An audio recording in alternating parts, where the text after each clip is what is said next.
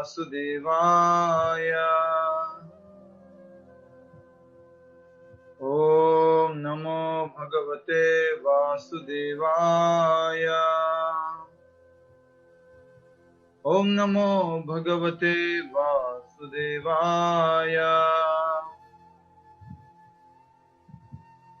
मुखम करोति वाचालं पङ्गुं लङ्घयति कृपातमहं वन्दे श्रीगुरुदेवताय। हरे कृष्णा हरे कृष्णा। यस, तो आज हम श्रीमद् भगवद गीता के अध्याय 2 से श्लोक संख्या जो हम समझ रहे थे उसमें कुछ भाग रह गया है, श्लोक संख्या 17 में, तो उसको हम आगे आज समझने का प्रयास कर रहे हैं। सभी से निवेदन है कि अपनी अपनी भगवद गीता यथारूप में इस श्लोक संख्या 17 खोलें।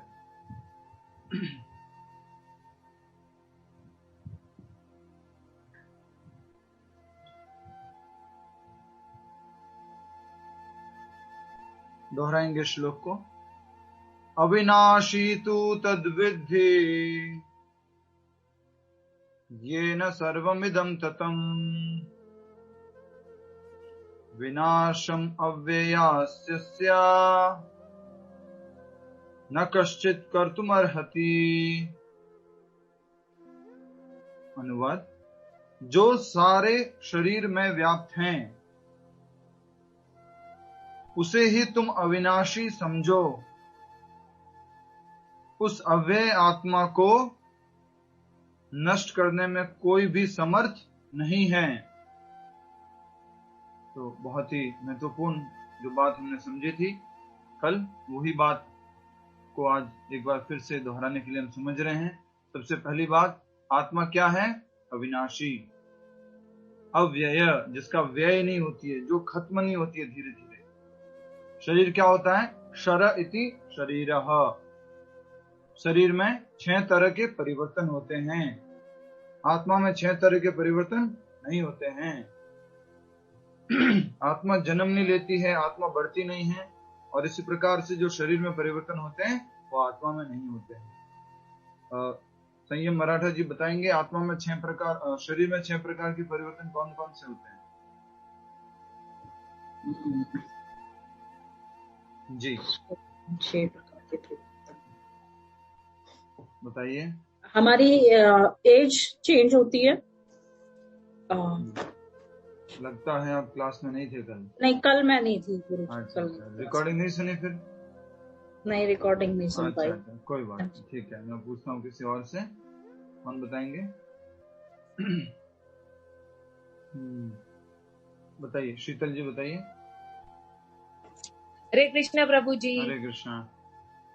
एक तो है 6 परिवर्तन होते हैं, एक जन्म लेना, फिर बढ़ना, एक जैसा रहना, और हम में से विस्तार होना, क्षर होना यानी बुढ़ा होना, फिर मरण, मृत्यु होना। तो ये 6 प्रकार के परिवर्तन है शरीर में, और आत्मा में इस प्रकार का कोई परिवर्तन नहीं होता है। ये हमने कल अच्छे से समझ लिया था। और आत्मा के साइज के बारे में, उसका आकार कितना है उसके बारे में हमने समझने का प्रयास किया था। पहला जो श्लोक था वो जो था श्वेताश्वतर उपनिषद से, दूसरा जो श्लोक है वो कहा जाता है श्रीमद् भागवत से। और दोनों से एक ही बात हमें समझ में आती है कि बाल के अग्रभाग का 10,000वां हिस्सा जो होता है उतनी छोटी आत्मा होती है। ये अनुमान देने के लिए कहा है कि आत्मा अति सूक्ष्म है, जिसको हम न तो देख सकते हैं, न ही किसी भौतिक इंस्ट्रूमेंट से उसको मेजर कर सकते हैं। ठीक है, अब हम आगे की तरफ बढ़ रहे हैं। हम जो पैराग्राफ नंबर 1, 2, 3 पर जो इस प्रकार आत्मा, यहीं से पढ़ना है ना आगे आज, इस प्रकार आत्मा, राइट?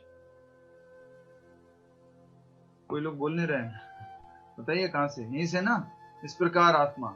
ठीक है, इस प्रकार आत्मा का प्रत्येक कण भौतिक परमाणुओं से भी छोटा है, और ऐसे असंख्य कण हैं यह अत्यंत लघु आत्म स्फुल्लिंग भौतिक शरीर का मूल आधार है और इस आत्म स्फुल्लिंग का प्रभाव सारे शरीर में उसी तरह व्याप्त है जिस प्रकार किसी औषधि का प्रभाव व्याप्त रहता है। तो आत्मा क्या है? अति सूक्ष्म, और वो अति सूक्ष्म आत्मा हृदय देश है, हृदय के उस क्षेत्र में रहती है। वो आत्मा वहां पर स्थित है, और वहां पर स्थित होकर भी उसकी चेतना कहां पर स्थित है? इशारा करके बताइए, उसकी चेतना कहां पर स्थित है? आत्मा यहां पर स्थित है, तो उसकी चेतना कहां पर स्थित है? पूरे संपूर्ण शरीर में उसकी चेतना स्थित है। राइट? उदाहरण दिया गया है कि जिस प्रकार से हमने कौन सा उदाहरण लिया था, कोई बता सकता है? हमने कौन सा उदाहरण लिया था? यस, वंदना कृष्ण जी, हमने कौन सा उदाहरण लिया था? आत्मा एक जगह पर होती है और सब जगह उसकी चेतना होती है। हमने कौन सा उदाहरण समझा था? बताइए। याद नहीं, अभी कुछ लोगों ने कमेंट कर दिया था, देख लेते जल्दी से। बल्ब का उदाहरण दिया था। बल्ब कहाँ रहता है? एक जगह पर रहता है रूम के अंदर, और उसका प्रकाश पूरे उस रूम में रहता है। उसी प्रकार से यहाँ पर प्रभुपाद जी उदाहरण दे रहे औषधि का। जैसे कि मान लीजिए आपके यहाँ पर हाथ में पेन है, कुछ रिस्ट में पेन आ गया यहाँ पर, और वो पेन है, उसके लिए आप दवाई कहाँ डालते हैं? मुंह में डालते हैं, पेट में जाती है और वहां से ये हाथ तक भी जाती है और वहां का दर्द कम कर देती है। वो दवाई का असर जो है पूरे शरीर में फैलता है। उसी प्रकार से आत्मा जो है एक जगह पर स्थित रहकर उसका प्रभाव पूरे शरीर में है। ठीक है? और वो बहुत छोटी है, बहुत छोटा। सोचिए, इतनी छोटी सी वो आत्मा, पूरे शरीर में उसका प्रभाव है। आत्मा की यह धारा, विद्युत धारा, सारे शरीर में चेतना रूप में अनुभव की जाती है। अब कैसे मालूम करें कि हमारे शरीर में आत्मा है? तो उसका सबसे बड़ा लक्षण क्या है? आत्मा का लक्षण चेतना। बोलिए। यस, चेतना। इंग्लिश में बोलते हैं कॉन्शियसनेस। तो ये आत्मा की उपस्थिति का सबसे बड़ा सिम्टम, सबसे बड़ा लक्षण जो है वो ये है कि हमारे अंदर चेतना है। और चेतना होने के कारण क्या होता है? दो और इंपॉर्टेंट सिम्टम है चेतना होने के कारण, और वो इंपॉर्टेंट सिम्टम है, सबसे पहला तो है ग्रोथ होना। आत्मा की उपस्थिति का एक और सिम्टम क्या है? ग्रोथ। जिसमें भी आत्मा उपस्थित है उसकी वजह से क्या होता है? ग्रोथ होती है। ग्रोथ का अर्थ समझते हैं? विकास।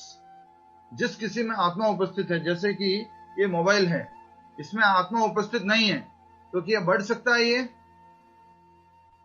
थोड़ा बुढ़ा हो सकता है, तो बुढ़ा तो हो सकता है, उम्र हो जाएगी, बट ये बढ़ नहीं सकता है। राइट? उसी प्रकार से हम अगर ये टेबल जो देखें, क्या ये टेबल बढ़ सकती है? प्रभु जी आपको 1 महीना हो गया क्लास लेते हुए मेरे ऊपर, अभी थोड़ा सा मुझे बढ़ना पड़ेगा, ऐसा लग रहा है। आपका सामान ज्यादा हो गया है, इधर भी डायरी है, इधर भी डायरी है, थोड़ा सा मुझे विकास करना पड़ेगा। ऐसा होता है टेबल के साथ में? नहीं होता। पहला हो गया, आत्मा जिसमें उपस्थित होती है उसका विकास होता है, ग्रोथ होती है। दूसरा सिम्टम है रिप्रोडक्शन। वो अपने से, जिसमें भी उपस्थित है, वो एक और अपने जैसी वस्तु बना सकती है, अपने जैसी एक और शरीर का निर्माण कर सकती है आत्मा जिसमें उपस्थित है। तो जैसे कि ये टेबल है, ये भी सोचे कि मैं एक और अपने जैसा एक और टेबल बना दूं, तो टेबल से बन सकता है? एक और टेबल नहीं बन सकता। लेकिन एक मनुष्य, एक पशु, एक पक्षी, जितने भी अलग अलग तरह की योनियां हैं, उसमें उनसे एक और जीव उत्पन्न होता है। क्यों? किस कारण से होता है? उनमें आत्मा की उपस्थिति के कारण। ये हमने समझा था। अब हम और आगे बढ़ते हैं। यही आत्मा के अस्तित्व का प्रमाण है। आपसे कोई पूछे कि हमारे शरीर में आत्मा है, आज से आपको ये प्रिंसिपल अच्छे से क्लियर हो जाना चाहिए। कैसे हम प्रूफ करें कि किसी भी शरीर में आत्मा है या हमारे शरीर में आत्मा है? तो उसका प्रमाण, सबसे बड़ा प्रमाण है चेतना। जब किसी की मृत्यु हो जाती है तो क्या उसमें चेतना रहती है? क्या वो शरीर बढ़ता है? क्या वो शरीर एक और शरीर उत्पन्न कर सकता है मृत्यु के बाद में? तो सबसे बड़ा आत्मा का प्रमाण है कि शरीर में चेतना रहती है, कॉन्शियसनेस। और उसके सामने, उस मृत शरीर के सामने उसका पसंदीदा कुछ भोजन भी ला के रख देंगे तो कुछ रिएक्शन आएगा? उसको एक जोर से थोड़ा थप्पड़ मार देंगे, कुछ रिएक्शन आएगा? कुछ भी रिएक्शन नहीं आएगा, क्योंकि उसमें क्या उपस्थित नहीं है? आत्मा उपस्थित है। और आत्मा का सबसे बड़ा लक्षण चेतना है। ठीक है? सामान्य से सामान्य व्यक्ति भी समझ सकता है कि यह भौतिक शरीर चेतना रहित होने पर मृतक हो जाता है। ठीक है? और शरीर में इस चेतना को किसी भी भौतिक उपचार से वापस नहीं लाया जा सकता। सबसे बड़ी बात यहां पर प्रभुपाद जी कह रहे हैं कि कितना भी भौतिक उपचार कर लेंगे, कितना भी एडवांसमेंट कर लेंगे, हम इस जो शरीर में से आत्मा एक बार निकल जाती है, उसमें वापस आत्मा को हम नहीं लेके आ सकते हैं, या फिर उसमें चेतना को वापस से जागृत नहीं कर सकते। आज बहुत सारे साइंटिस्ट हैं, बहुत सारे वैज्ञानिक हैं, वो कह के गए हैं कि मेरा जो शरीर है उसको संभाल कर रखना। और उसको हमने समझाया भी था, मम्मी कहते हैं, और फिर हमने कहा था माँ को, अपनी जो मम्मी जिनको बोलते हैं उनको माँ कहना है, ऐसा करके हमने समझाया भी था। तो मम्मी जो है वो अपने मृत शरीर को बोल के गए कि इसको संभाल के रखना, एक दिन इसमें कॉन्शियसनेस आ जाएगी, आप लोग को साइंटिफिक एडवांसमेंट करना। 10 साल, 20 साल, 30 साल, 40 साल ऐसा कुछ संभालने की कोशिश करते हैं, तो उसमें कभी भी चेतना वापस नहीं आती, कॉन्शियसनेस कभी भी वापस नहीं आती। तो ये बात सबसे मुख्य है कि आजकल का विज्ञान जो कह रहा है, अब वैज्ञानिक भाषा में अगर बात करें तो वो कहते हैं लाइफ्स कम फ्रॉम मैटर। क्या बोलते हैं वो लोग? Life's come from matter. Matter से, केमिकल से हमारा जीवन चल रहा है, केमिकल के कारण हमारा जीवन चल रहा है। तो अगर व्यक्ति मृत हो गया है, आप लगाओ ना केमिकल, कितना लगाना है, जितना केमिकल लगाना उतना लगाओ और उसको जीवित कर दो वापस से, उसमें चेतना वापस लेके आओ। संभव है क्या? नहीं संभव है। जितना भी वो केमिकल भी लेके आएंगे, वो कहां से लेके आएंगे? वो भी किसी प्रकृति से लेके आएंगे, और प्रकृति में भी कोई सजीव होंगे, पेड़ पौधे और भी इस तरह से जड़ी बूटियां होगी, वहां से कुछ केमिकल लेके आएंगे और वो उसमें ट्राई करने की कोशिश करेंगे। एक और इसका तर्क है कि क्या कोई साइंटिस्ट, क्या कोई वैज्ञानिक अपनी लैब के अंदर एक गुलाब की पत्ती बना सकता है? सोचिए, एक गुलाब की पत्ती, या एक चावल का दाना, या एक गेहूं का दाना, बड़ी बात छोड़िए, एक गेहूं का दाना या एक चावल का दाना या एक गुलाब की पत्ती कोई साइंटिस्ट नहीं बना सकता। तो ये बात है जो सबसे मुख्य समझने की है। जो आत्मा है वही इस जीवन का, इस शरीर का, इस चेतना का कारण है। जब तक आत्मा है तब तक चेतना है, आत्मा नहीं है तो चेतना नहीं है, कॉन्शियसनेस नहीं है। ठीक है, आगे बढ़ते हैं। शरीर में इस चेतना को किसी भी भौतिक उपचार से वापस नहीं लाया जा सकता। अगर ऐसा होता तो सारे अमीर लोग आज कभी भी नहीं जाते इस दुनिया से। क्यों? क्योंकि वो पैसा देते हैं और उपचार करवाते हैं और उनकी मृत्यु कभी नहीं होती। तो ऐसा आज तक हुआ है क्या? आज तक नहीं हुआ। बड़े बड़े डॉक्टर जो ये कहते थे ना, I will prove one day, I will bring back the life in the dead body, वो डॉक्टर भी चले गए। जो बोलते थे वो भी चले गए, उसके बाद में भी जो बोलने वाले आए वो भी चले गए। तो ये संभव नहीं है। नेक्स्ट, अतः यह चेतना भौतिक संयोग के फलस्वरूप नहीं अपितु आत्मा के कारण है। चेतना का मूल कारण क्या है? आत्मा। हमारा कॉन्शियस है बॉडी, किस कारण से? आत्मा। अच्छा, कुत्ता कॉन्शियस होता है कि नहीं होता? यस और नो, यस और नो, जल्दी से। कुत्ता कॉन्शियस होता है या नहीं होता? यस और नो, सभी को उत्तर देना है, सभी को उत्तर देना है। कुत्ता कॉन्शियस होता है, यस और नो? विनीता जी, डर लग रहा है आपको? बताइए ना कुछ तो, धीरे धीरे हाथ ऊपर आ रहा है। यस और नो? कुत्ता भी कॉन्शियस होता है, उसमें भी चेतना होती है। मच्छर कॉन्शियस होता है कि नहीं होता? होता है। पेड़ पौधे कॉन्शियस होते हैं कि नहीं होते? होते हैं। वो साइंटिफिक, आजकल आपने बहुत सारे वीडियो देखे होंगे व्हाट्सएप पे, आप पेड़ को कुछ बुरा बुरा बोलो, उसको खराब खराब बोलो, पेड़ धीरे धीरे धीरे मुरझा जाता है, कुछ ऐसा हो जाता है। अच्छा अच्छा बोलो तो अच्छी अच्छी वाइब्रेशन देता है। पानी को कुछ अच्छा अच्छा बोलो तो अच्छी अच्छी कुछ वाइब्स देता है। तो ये सब कॉन्शियस है, जिसमें जीव उपस्थित है वो सब कॉन्शियस है। अब हम आगे समझने का प्रयास कर रहे हैं। नेक्स्ट, मुंडक उपनिषद में सूक्ष्म परमाणविक आत्मा की और अधिक विवेचना हुई है। मुंडक उपनिषद में और बताया गया है, टोटल 108 उपनिषद होते हैं, फिर उसके बाद में उप उपनिषद भी होते हैं। 18 पुराण है, फिर उप पुराण भी है, 4 प्रमुख वेद हैं और उसके बाद कुछ उपवेद भी हैं। ठीक है, तो ये 108 उपनिषद होते हैं, उसमें से एक उपनिषद है मुंडक उपनिषद।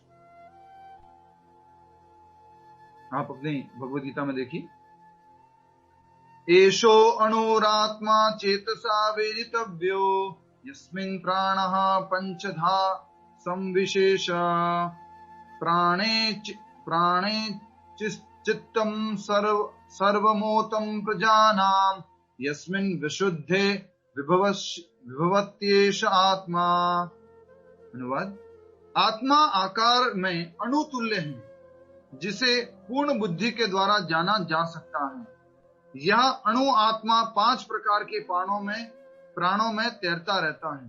प्राण, अपान, व्यान, समान तथा उदान हृदय के भीतर स्थित है, और यह हृदय के भीतर स्थित है और देहधारी जीव के पूरे शरीर में अपना प्रभाव का विस्तार करता है। जब आत्मा को 5 वायुओं के कलमश से शुद्ध कर लिया जाता है तो इसका आध्यात्मिक प्रभाव प्रकट होता है। तो इसमें मुंडक उपनिषद में बताया है कि आत्मा कहाँ स्थित होती है? हृदय में। भगवद गीता में कहा बताया आत्मा कहाँ स्थित है? हृदय में। अब मुंडक उपनिषद में एक और आगे बात बताई जा रही है कि बहुत छोटी होती है आत्मा, बहुत अणु होती है, और ये 5 वायुओं से घिरी हुई होती है। 5 वायुएं क्या क्या होती है? प्राण, अपान, व्यान, समान, उदान, ये 5 वायु होती है। इसका डिटेल स्टडी जो है अध्याय 6 में आएगा। डिटेल मीन्स थोड़ा सा डिस्क्रिप्शन है या क्या होती है, तो इसको साधारण भाषा में बता देते हैं आपको। 5 प्राण वायु क्या है। कुछ जो हम लेते हैं, इनहेल करते हैं, एक्सेल करते हैं, कुछ टाइम रोक करके रखते हैं, और जो वायु कई बार जो है हमारे पूरे शरीर का समता बना के रखती है, टेम्परेचर बना के रखती है, समानता बना के रखती है, वो समान वायु। इस तरह से अलग अलग वायु है। कोई शरीर में नीचे से निकल जाती है, उस वायु को एक और वायु यहाँ पर कहा गया। ठीक है, तो 5 वायुओं से घिरी हुई होती है, और ये 5 वायु क्या है? अशुद्ध है। तो अगर हम इस 5 अशुद्ध वायुओं के कलमश से हम अपने आप को शुद्ध कर देंगे, प्योर कर देंगे, तो क्या होगा? इसका आध्यात्मिक प्रभाव प्रकट होगा। क्या प्रकट होगा? आध्यात्मिक प्रभाव।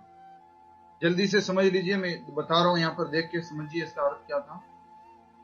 क्या दिख रहा है अभी आपको? लाइट दिख रही है? लाइट, अब ये लाइट को मैंने क्या कर दिया? 1 बार कवर कर दिया, 2 बार कवर कर दिया, 3 बार, 4 बार, 5 बार कवर कर दिया, फिर लाइट दिखेगी आपको? नहीं दिखेगी। फिर मैंने क्या किया? एक एक कवरिंग को हटाया, 1 हटाया, 2 हटाया, 3 हटाया, 4 हटाया, 5 हटाया, क्या दिखा वापस? रियल प्रभाव, रियल लाइट दिख। उसी प्रकार से हमारे जीवन में, भौतिक जीवन में क्या है? ये जो आत्मा है वो शरीर के अंदर स्थित है, और उसके ऊपर अलग अलग प्रकार की कलमश है। उन कलमशों से मुक्त होते रहेंगे तो वास्तविक हम आत्मा का प्रभाव देख पाएंगे। अब हम इस बात को साधारण भाषा में समझ लेते हैं। ये जो बताया गया है, ये अष्टांग योग, हठ योग का प्रोसेस। हठ योग के अंदर क्या करते हैं? वो प्राणों को बहुत कंट्रोल करते हैं, प्राणवायु के अंदर, और उसको करके अपने शुद्धता को बढ़ाते हैं, अंदर की शुद्धता। इस प्रकार से प्योर प्राणवायु को ऊपर खींच लेते हैं, और इसको बोलते हैं, आई थिंक क्या बोलते हैं, आत्मचक्र, या भूल गया मैं कौन सा चक्र बोलते हैं। वो इस 6ठे चक्र तक लेके आते हैं, प्राणवायु को ऊपर उठाते हैं, और इस प्रकार से वो जो है सारी वायुओं से इस आत्मा को, यस, आरना नहीं, वो चक्र का नाम भूल गया हूं मैं, आत्मचक्र होता है, कुछ होता है। तो वो अष्टांग योग का प्रोसेस है, हठ योग का प्रोसेस है। एक भक्ति योगी उसका अभ्यास नहीं करता है। आज्ञा चक्र, बहुत सुंदर, आज्ञा चक्र बोलते हैं उसको, याद दिला दिया। अब देखिए, भक्ति योगी को ये सब करने का जरूरत नहीं है। प्रभु जी, ये प्राणवायु क्या है, ये अपान वायु क्या है, उदान क्या है, इन सबसे कैसे शुद्ध होंगे? भक्ति योगी को ये सब सोचने का जरूरत नहीं है। सिंपल है, उसको तो एक काम करने से ही सब कुछ शुद्ध हो जाएगा। वो क्या है? भगवान का नाम जप करेगा तो ऑटोमेटिकली वो नाम अंदर जाएगा भगवान का और सब कुछ शुद्ध कर देगा।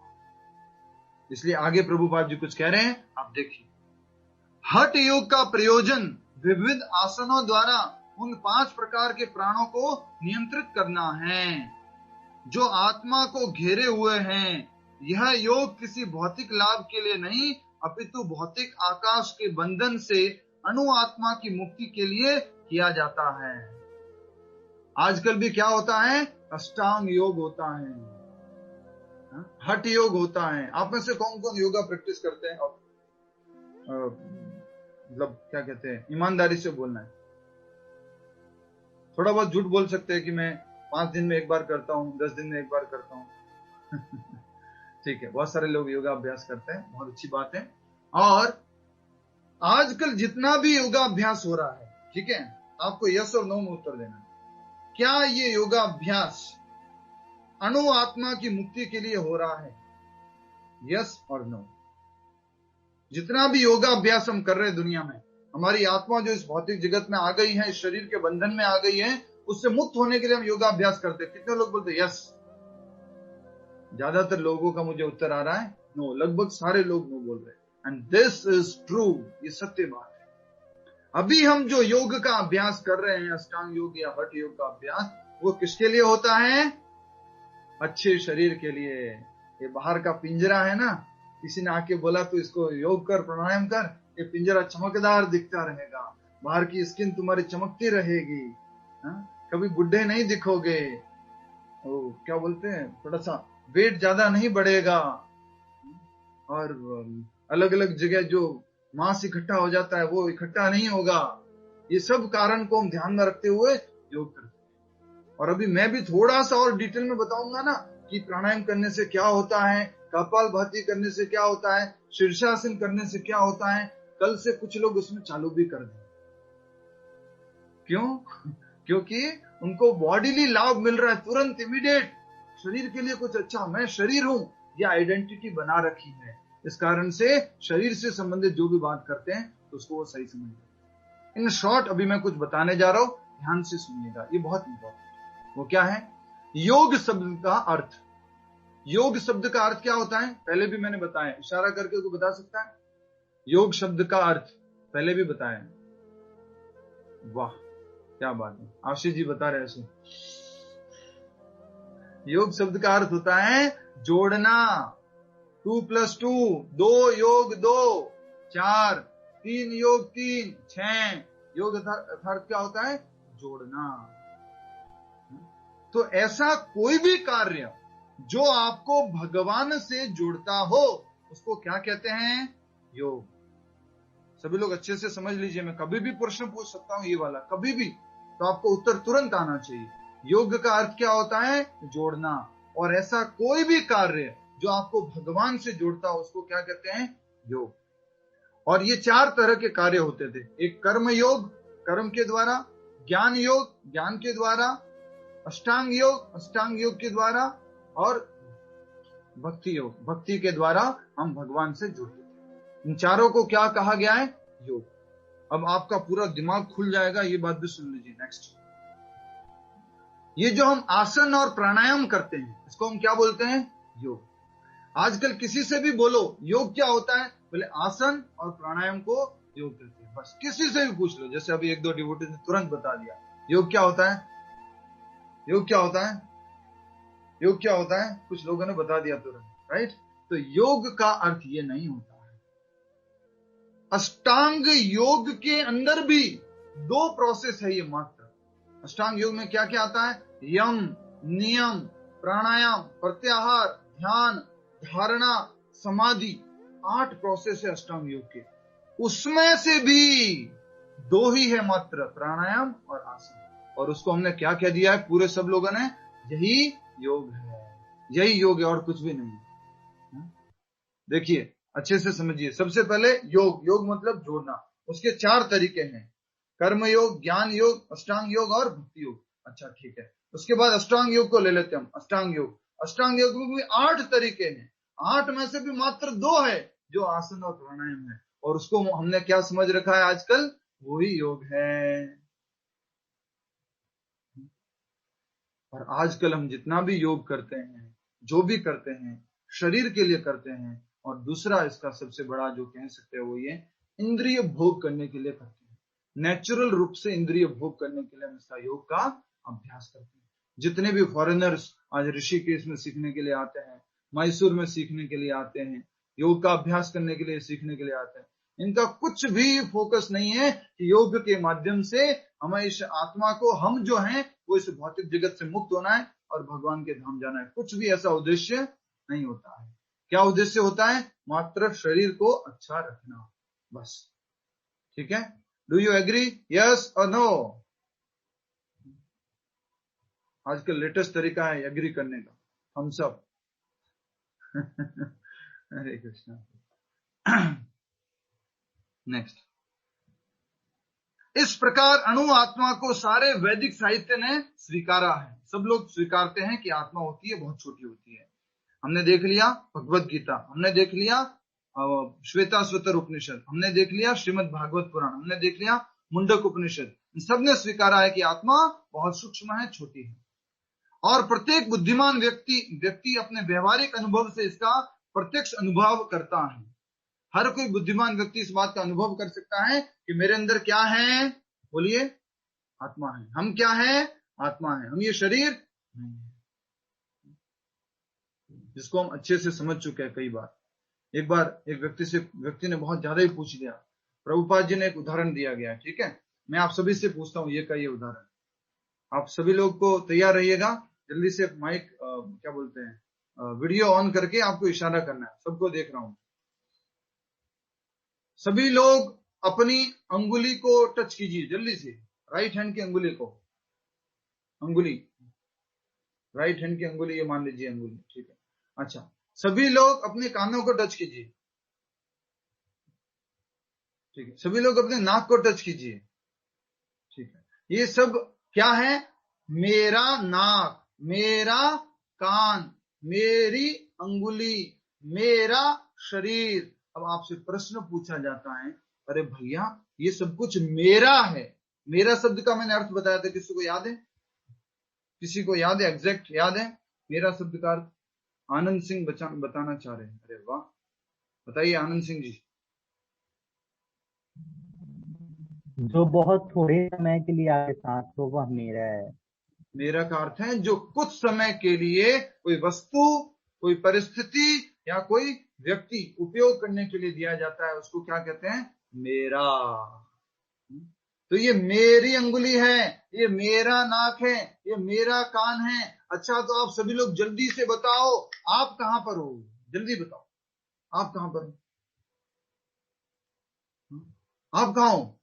ये आपका कान है, आपका नाक है, आपका कान है, आपकी आंखें हैं, ये हाथ आपके। आप कहां हो फिर? सब कुछ आपका है, आपका है, आपका, तो आप कहां हो? यही प्रश्न पूछा गया था एक बार एक स्कूल के अंदर, तो कोई उत्तर नहीं दे पाया था। हम कहां पर हैं? भगवत गीता ने बताया हम कहां पर स्थित हैं। इस शरीर में हृदय देशे, हार्ट रीजन में स्थित है। आत्मा हृदय के उस क्षेत्र में स्थित है।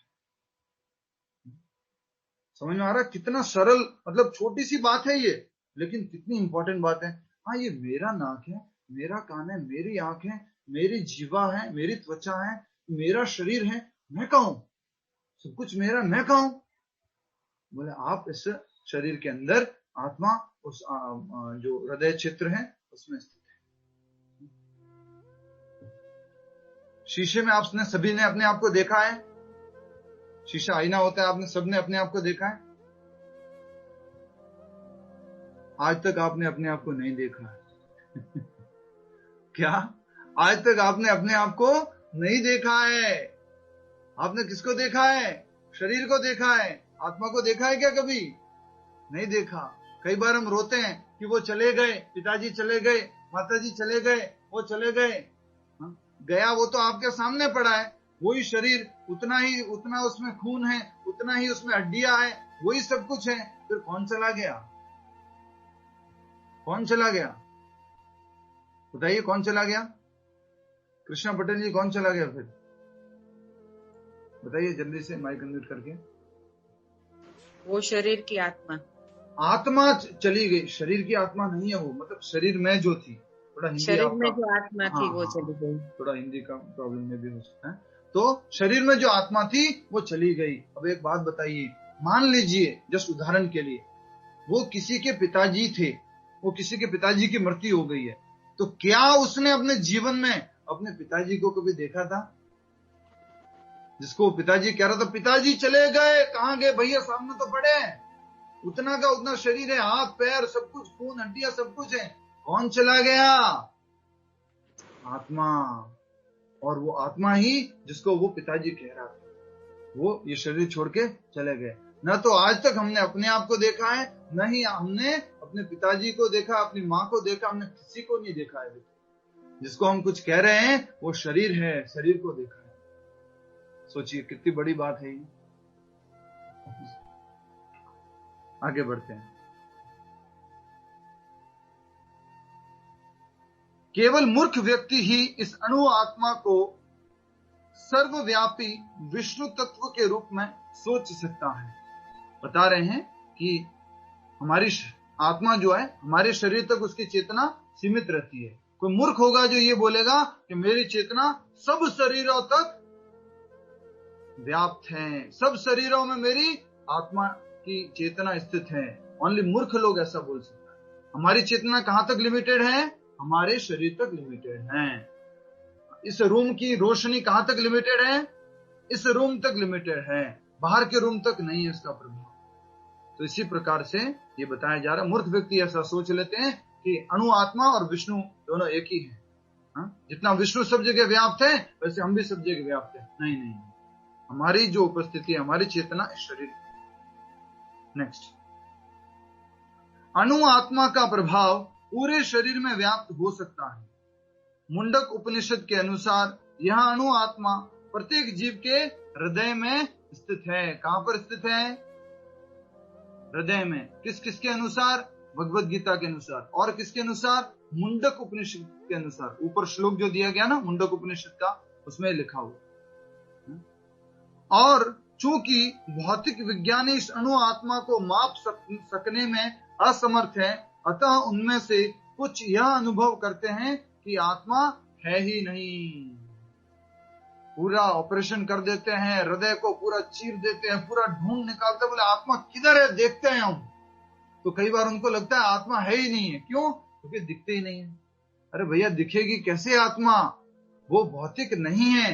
हमारे को इन आंखों से क्या दिख सकता है? मात्र भौतिक, जो पंच महाभूतों से बना हुआ है वो दिख सकता है। आध्यात्मिक नहीं दिख सकता इन आंखों से। आध्यात्मिक भी छोड़िए, बहुत सारी भौतिक ऐसी चीजें जिनको हम नहीं देख सकते। कोई एक एग्जांपल जल्दी से। लोग बोलते हैं भगवान को दिखाओ, आत्मा को दिखाओ। हम तो आत्मा को ही नहीं देख सकते हैं, भगवान को तो दूर की बात है। भौतिक चीजों को भी नहीं देख सकते हैं। एक दो उदाहरण जल्दी से, ऐसे क्या क्या उदाहरण जो भौतिक चीजों को भी नहीं देख सकते हैं? फास्ट रिबोल, ये तो आपको जल्दी से उत्तर देना है। भौतिक चीजों को नहीं देख सकते। मीना टीकू कॉल, बताइए, माइक अनम्यूट करके बोलिए। हवा, एयर। एयर को नहीं देख सकते, हवा को नहीं देख सकते। क्या कर सकते हैं? महसूस कर सकते हैं। कितनी सिंपल सी बात है जो 24 घंटे हम लेते रहते हैं। कॉन्शियसली ले रहे हैं, अनकॉन्शियसली ले रहे हैं, पर क्या हम उसको देख सकते हैं? क्या नहीं देख सकते। और चैलेंज करते हैं, मालूम है क्या चैलेंज करते हैं? भगवान को दिखाओ, मेरे को दिखाओगे तो मानूंगा, नहीं दिखाओगे तो नहीं मानूंगा। अरे हवा को भी नहीं देख सकते। और क्या क्या है? AM FM waves, mobile waves, और गंध, उसको भी नहीं देख सकते। और एक्सरेज, एक्सरे हमारा करवाया कभी? सबने जीवन में एक्सरे करवाया होगा। एक्सरेज दिखती है क्या? उसका प्रभाव दिखता है उसके अंदर, जो बाहर आउटपुट निकलता है उसमें उसका प्रभाव दिखता है। कई बार बच्चे लोग वगैरह बोलते हैं तो उनको आप इस तरह से समझा सकते हैं। साउंड, आवाज को देख सकते हैं क्या? नहीं देख सकते। बहुत सारी ऐसी चीजें जिनको हम देख नहीं सकते, क्योंकि हमारे पास क्या है? भौतिक इंद्रिया है। और भौतिक इंद्रिया होने के साथ साथ और भी क्या है? अपूर्ण इंद्रिया है। ठीक है, नेक्स्ट। मुंडक उपनिषद के अनुसार यह अणु आत्मा प्रत्येक जीव के हृदय में स्थित है। और चूंकि भौतिक विज्ञानी इस अणु आत्मा को माप सकने में असमर्थ हैं, अतः उनमें से कुछ यह अनुभव करते हैं कि आत्मा है ही नहीं, डिक्लेयर कर देते देयर इज नो सोल, ऐसे बोल देते। व्यष्टि आत्मा, ये बार बार शब्द आएगा, मैं आपको अच्छे से समझ। व्यष्टि का मतलब क्या है? इंडिविजुअल, ठीक है ना, अलग है, एक भिन्न आत्मा, हर एक आत्मा भिन्न भिन्न है। व्यष्टि आत्मा तो निसंदेह परमात्मा के साथ साथ हृदय में है, और इसलिए शारीरिक गतियों की सारी शक्ति शरीर के इसी भाग से उद्भूत है। चलो, पूरा हमारा शरीर है, उसमें सबसे इंपॉर्टेंट पार्ट किसको बोला जाता है? इशारा करके बताइए, हमारे शरीर में सबसे इंपॉर्टेंट पार्ट किसको बोला जाता है? हार्ट, हृदय, क्योंकि सारी शक्ति आती कहां से है? उस हृदय से आती है। साइंटिस्ट लोग यहां तक तो पहुंच चुके हैं, ढूंढ ढूंढ के यहां तक सारी शक्ति आती कहां से? बोले सोर्स ये हृदय है। ये हृदय जो है पंपिंग करता रहता है और इसमें हार्ट बीट चलती रहती है, उससे जो है शक्ति आती है। ये बंद हो जाती है तो बोले कि व्यक्ति मर जाता है। अब ये हृदय कैसे चलता है वो आज तक नहीं बता पाए। ये हृदय कैसे चलता है वो आज तक नहीं बता पाए। बोलते हैं कुछ केमिकल कंपोजिशन होता है, कुछ करने से हृदय चल जाता है। अरे अगर ऐसे चलता हो तो आप चलाओ ना, इतने सारे लोग मर जाते हैं, उनके हृदय को वापस जिंदा करो ना, चलाओ ना उसको। वो आत्मा की वजह से चलता है, आत्मा की प्रेजेंस की वजह से हृदय से चलता है, ठीक है। इसलिए कहा गया है शारीरिक गतियों की सारी शक्ति शरीर के इसी भाग से उद्भूत है। जो लाल रक्त कण, क्या बोलते हैं इसको? लाल रक्त कण को इंग्लिश में रेड ब्लड सेल्स, आरबीसी कुछ बोलते हैं ना, यस। जो लाल रक्त कण फेफड़ों में ऑक्सीजन ले जाते हैं, वे आत्मा से ही शक्ति प्राप्त करते हैं। आरबीसी ये आत्मा से शक्ति लेते हैं, हृदय में से शक्ति लेकर के फेफड़ों तक जाते हैं। अतः जब आत्मा इस स्थान से निकल जाता है तो रक्तोत्पादक संलयन बंद हो जाता है। इस प्रकार से ये लाल रक्त कणिकाएं कहीं और नहीं पहुंच पाती है। आत्मा अगर चली जाती है तो फिर ब्रीदिंग रुक जाती है और व्यक्ति जो है मृत्यु हो जाती है उसकी। तो ये बात यहाँ प्रभुपाद जी थोड़ा साइंटिफिक साइंस बोल रहे हैं। क्यों? क्योंकि आज कलयुग में लोग कैसे होंगे? साइंस के रूप में पूछने वाले, प्रूफ करो कि आत्मा होती है कि नहीं होती, आत्मा का शक्ति कहां, हृदय में शक्ति कहां से आती है, इससे हार्ट बीट कैसे होती है। तो प्रभुपाद जी थोड़ा साइंटिफिक भी यहाँ पर प्रूव कर रहे हैं। तो यही बात हमने समझी है। और रेड कॉर्पल्स बोलते हैं, कॉर्पल्स, ठीक है, जो भी बोलते हैं मुझे इतना इंजीनियरिंग का ज्ञान है, इस साइंस का इसका ज्ञान नहीं है। औषधि विज्ञान लाल रक्त कणों की महत्ता को तो स्वीकार करता है, मेडिकल साइंस इस बात को एक्सेप्ट करती है। क्या होते हैं ये? लाल रक्त कणिका होती है, रेड ब्लड कॉर्पल, क्या बोलते हैं, रेड ब्लड सेल्स ही बोल देता हूं मैं, तो वो होती है, वो ये तो स्वीकार करती है साइंस, किंतु यह निश्चित नहीं कर पाता कि शक्ति का स्रोत आत्मा है। सारी शक्ति आती कहां से? आत्मा से आती है, वो आज तक नहीं ढूंढ पाए। जो भी हो, औषधि विज्ञान यह स्वीकार करता है कि शरीर की शक्ति का उद्गम स्थल हृदय है। एटलीस्ट ये मेडिकल साइंस इतना तो स्वीकार करती है, बाकी कुछ स्वीकार करे या ना करे, इस बात को तो स्वीकार करती है कि सारी शक्तियों का उद्गम स्थल, सोर्स क्या है? हार्ट है, हृदय है, ठीक है। आगे, पूर्ण आत्मा के ऐसे अणु कणों की तुलना सूर्य के कणों से की जाती है। इस सूर्य प्रकाश में असंख्य तेजों में अणु होते हैं। इसी प्रकार परमेश्वर के अंश उनकी किरणों के परमाणु स्फुल्लिंग हैं और प्रभा या पराशक्ति कहलाते हैं। हमने कल भी समझा था, शरीर को कौन सी शक्ति कहते हैं? अपराशक्ति। आत्मा को कौन सी शक्ति कहते हैं? पराशक्ति। और यहाँ पे उदाहरण दिया गया है सूर्य का। आजकल तो मालूम नहीं ऐसा देखा है कि नहीं देखा, बचपन में गांव में जरूर देखने को मिलता था। मान लीजिए कोई गांव है और गांव के अंदर कुछ कहीं से रोशनी आ रही है घर के अंदर खिड़की में से।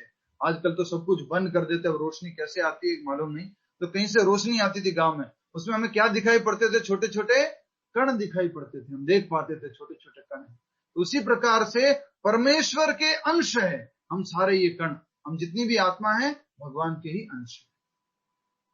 और इसको कौन सी शक्ति कहा गया है? पराशक्ति कहा गया है। अतः चाहे कोई वैदिक विज्ञान का अनुगामी हो या आधुनिक विज्ञान का, कोई वैदिक विज्ञान का अनुगामी हो या आधुनिक विज्ञान का, वैदिक साइंस का या मेडिकल साइंस का, आजकल की मॉडर्न साइंस का, वह शरीर में आत्मा के अस्तित्व को नहीं नकार सकता। भगवान ने स्वयं भगवत गीता में आत्मा के इस विज्ञान का विशद वर्णन किया है। भगवान खुद भगवत गीता में इसका डिटेल बताते हैं। अगर मेडिकल साइंस हो या फिर मॉडर्न साइंस हो या वैदिक साइंस हो, दोनों ही स्वीकार करते हैं कि आत्मा होती है। ठीक है, आगे बढ़ते हैं हम श्लोक संख्या 18 की तरफ। सभी से निवेदन है, अपनी अपनी भगवत गीता में श्लोक संख्या 18 देखिए। अंतवंत इमे देहा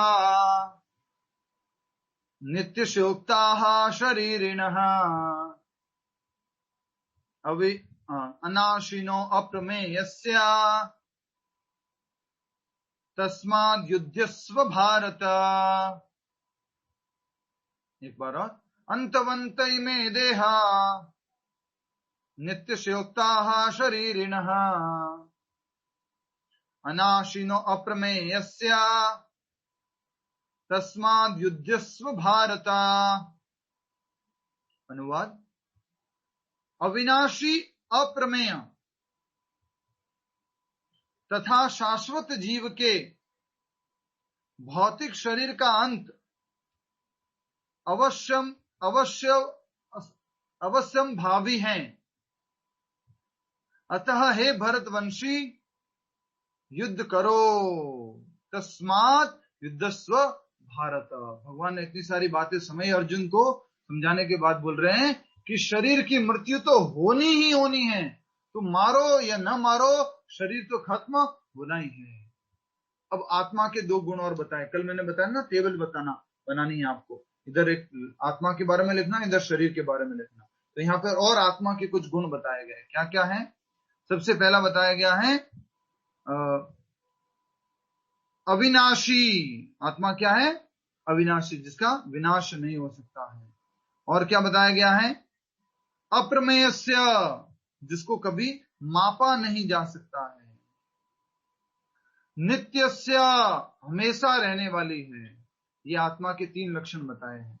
और शरीर के लिए इसको अप्लाई करेंगे तो जस्ट अपोजिट आएगा। शरीर क्या है? नित्य है, बोले अनित्य है। दूसरा, शरीर क्या कभी उसका नाश नहीं होगा? नहीं, उसका नाश हो जाएगा। नेक्स्ट, तीसरा, अप्रमेय से, क्या शरीर को मापा नहीं जा सकता? माप सकते हैं। बहुत सारे लोग तो डेली मापते रहते हैं, आज मेरा वेट कितना कम हुआ, आज थोड़ा 5 ग्राम कम हो गया, आज थोड़ा सा हाइट बढ़ गई है, एक थोड़ा सा हाइट बढ़ गई है। तो लोग प्रतिदिन शरीर को मापते रहते हैं। शरीर को मापा जा सकता है, शरीर का नाश हो सकता है, और शरीर जो है अनित्य है। पर आत्मा क्या है? आत्मा नित्य है, मतलब शाश्वत है। दूसरा, कभी भी आत्मा का नाश नहीं हो सकता है, अविनाशी है। और तीसरा, अप्रमेय है, जिसको मापा नहीं जा सकता। आत्मा को किसी भी इंस्ट्रूमेंट से माप नहीं सकते, किसी भी भौतिक इंस्ट्रूमेंट से। ठीक है, नेक्स्ट आगे बढ़ते हैं। उससे पहले एक बार अच्छे से अनुवाद समझ लीजिए। अनुवाद में क्या कहा गया? अनुवाद में यह कहा गया है, अविनाशी अप्रमेय शाश्वत जीव। किसके लिए बोला गया है? जीव के लिए। अविनाशी अप्रमेय शाश्वत जीव, ये मान लीजिए, ये क्या है? अविनाशी अप्रमेय शाश्वत जीव है। के भौतिक शरीर की, इसके भौतिक शरीर की, तो हम आत्मा है, उसका भौतिक शरीर। कल भी हमने इस बात को अच्छे से समझा था। We are spiritual being having material experience, having material body. We are not material being or material body and having spiritual experience. समझ में आ रहा है? हम है क्या? आत्मा है, और भौतिक अनुभव हो रहा है हमारे को। और हम ऐसा नहीं है कि हम भौतिक हैं और आध्यात्मिक अनुभव कर रहे हैं। तो फर्स्ट क्या है? हम सोल, देन हम क्या है? बॉडी, जो हमने धारण कर रखी है कुछ समय के लिए। तो यही बात कही गई है कि शरीर का अंत अश्वम भावी है। शरीर तो एक दिन खत्म होना ही है। ऐसा कभी होगा कि शरीर खत्म नहीं होगा? कभी हिरण्यकशिपु सोचता था तपस्या करने गया और वहां पर तपस्या की उसने, एक अंगूठे पर खड़े होकर के टो के ऊपर ओम ब्रह्मण्य देवाय नमः, ओम ब्रह्मण्य देवाय नमः, बहुत तपस्या की उसने हिरण्यकशिपु ने। और उसके बाद पूरा स्वर्ग का राज्य वगैरह हिलने लग गया, बहुत अग्नि निकलने लगी, उसका शरीर को दीमक ने खा लिया पूरा। तो भी वो जो है, सोचिए, ये एक प्रमाण है, ये एक प्रमाण है कि शक्ति कहां से आती है, आत्मा से आती है। हिरण्यकशिपु ने कुछ खाना नहीं खाया, कुछ भी पानी नहीं पिया, बहुत हजारों साल तपस्या किया और शक्ति उसमें थी कि वो तपस्या कर पा रहा, क्योंकि शक्ति वास्तव में कहां से आती है, आत्मा से। इसका एक प्रमाण है। अब हिरण्यकशिपु ने तपस्या की, ब्रह्मा जी आ गए वहां पर, बोलो हिरण्यकशिपु तुम इतनी तपस्या कर रहे हो, क्या चाहिए? बोले हे ब्रह्मदेव, आप मेरी तपस्या से प्रसन्न हो तो कृपया करके मुझे अमरता का वरदान दे दो। तो चार मुखों वाले ब्रह्मा का जो है पूरा मुख घूम जाता है, ये क्या हो गया, ये क्या मांग रहा है? तो वो कहते हैं मैं तुम्हें ये वरदान नहीं दे सकता। क्यों? क्योंकि मैं भी अमर नहीं हूं। ब्रह्मा जी ने क्या बोला? मैं भी अमर नहीं हूं।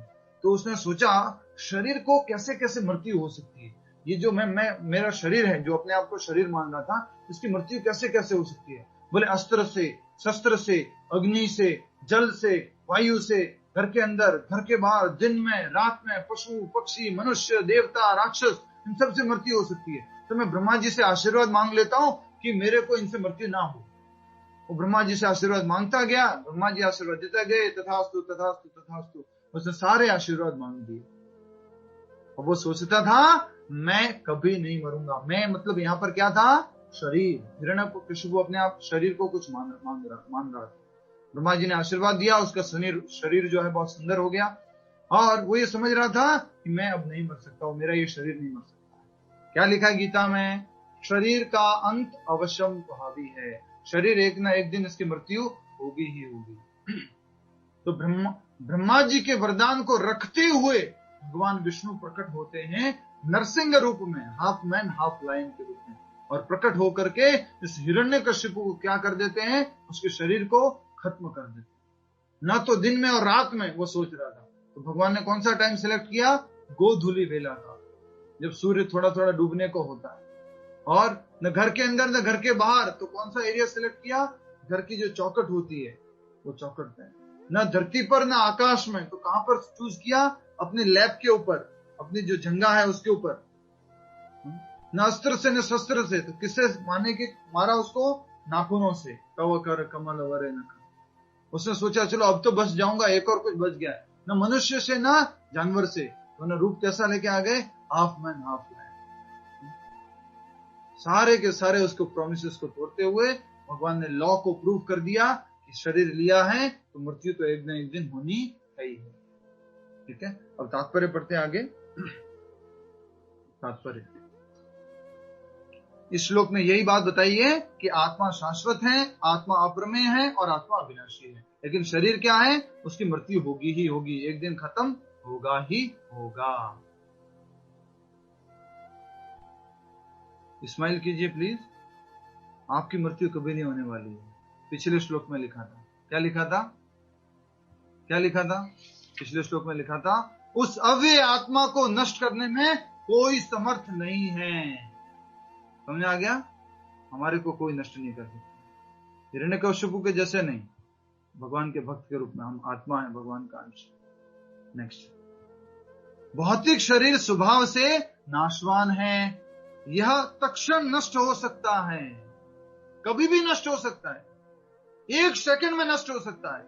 एक प्रभु जी बता रहे थे कि उनका एक दोस्त था, वो शीर्षासन कर रहा था, और शीर्षासन करते हुए अचानक से कुछ हो गया और वहीं पर मृत्यु हो गई। कुछ हो गया, मृत्यु। और आज तक तो प्रमाण की कोई जरूरत की कमी नहीं है, प्रमाण की। आजकल तो वो वीडियो आते रहते हैं ना व्हाट्सएप पे बहुत सारे।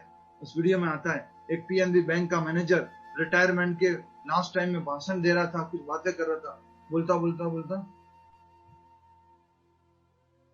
वहीं पर चला, शरीर खत्म हो गया उधर। एक डॉक्टर वो कुछ इलाज करने के लिए कुछ बात कर रही थी, कुछ कर रही थी, करते करते वहीं पर कोई किसी देश का राष्ट्रपति या कुछ वो झंडा फहराने के लिए कुछ गया था, तो वो हाथ किया उसको, वहीं पे गिर गया धड़ाम। तो शरीर तो कभी भी समाप्त हो सकता है, इसलिए हमेशा भक्ति करते रहना है। ये सोच के मत रहना कि अभी तो मैं 40 साल का हूं, अभी 50-60 साल और जीऊंगा, उसके बाद में जब लास्ट के 10 साल बचेंगे तो भक्ति कर लूंगा। ये कभी मत सोचना। किसी को, हम मेरे में से किसी को मालूम नहीं है मृत्यु कब होने वाली है। किसी को मालूम है क्या? किस को मालूम है? आप में से कुछ लोग हैं जो एस्ट्रोलॉजर के पास जाते रहते हैं। तो जल्दी से इस पॉइंट को मैं बताना चाहूंगा, बात आई गई है तो, क्योंकि बातें बहुत सारी होती है, मैं कैसे अपने आप को रोकूं ये समझ में नहीं आ पाता। मैं सोचता हूँ कि थोड़ा ही बताऊं, लेकिन थोड़े में काम होता नहीं है। ये देखिए, ये क्या है?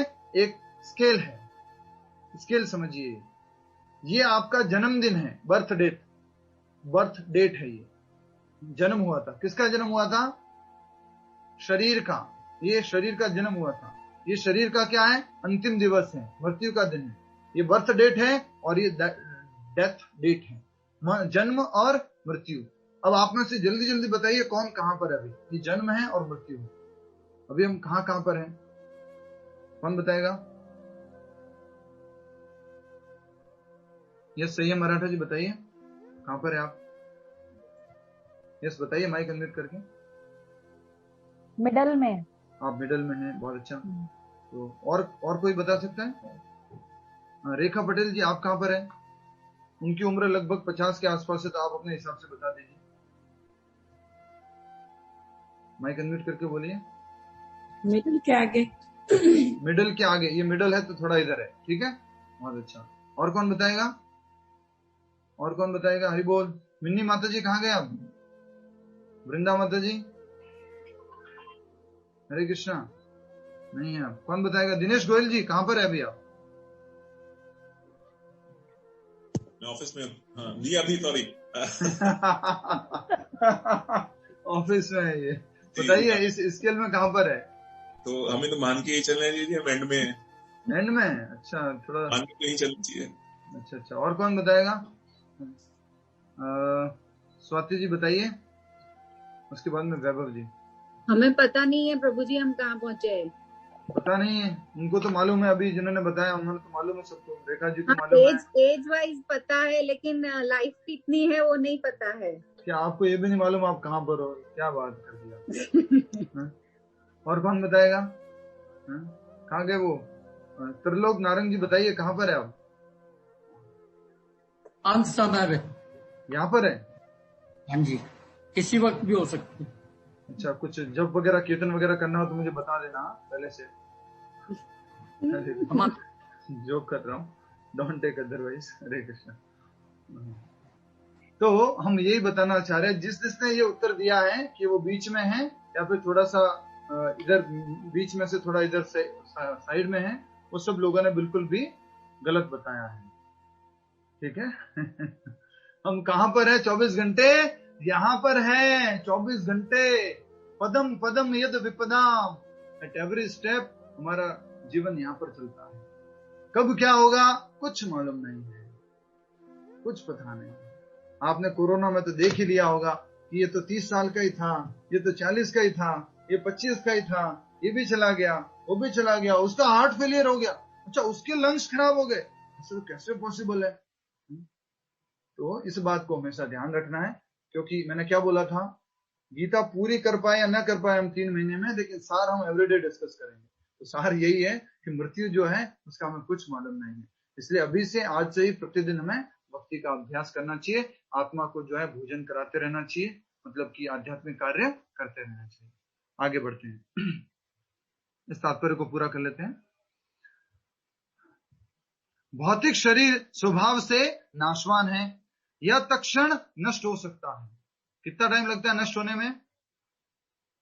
आजकल वो गुजरात में खास करके वो है, आजकल सब जगह आ गया, सबसे पहला वहां पर आया था ऑटोमेटिक बॉडी बर्निंग, कुछ था वो किधर जामनगर में, आई थिंक वो जामनगर में कहीं पर है, वो महात्मा गांधी का जो वो है ना स्थान, पोरबंदर, उसके आसपास कहीं पर है जामनगर में, बहुत बड़ा शमशान घाट है। वहां पर क्या होता है, एक बॉडी को अंदर रख दो, उसके बाद एक आदमी आएगा, उसके इमोशन देखना, आपके इमोशन देखना, आप भी देख रहे हो, वो भी देख रहा है। वो आएगा, बॉडी को उस ट्रे के अंदर रखेगा, उसको जोर से धक्का देगा उस मशीन के अंदर फिर एक वो लेके आएगा नट बोल्ट टाइट करने वाला, उसको फिर टाइट करेगा उसको अच्छे से, फिर टेम्परेचर सेट करेगा और एक बटन दबाएगा, ठक, बस एक बटन दबाएगा। बोलता कि 5 मिनट बाद में इसका ऐश लेने के लिए आ जाइए। 5 मिनट बाद में पूरा जल करके राख हो गया एकदम से। तो शरीर जो है तत्क्षण नष्ट हो सकता है। और इसको बनने में कितना टाइम लगा सोचिए,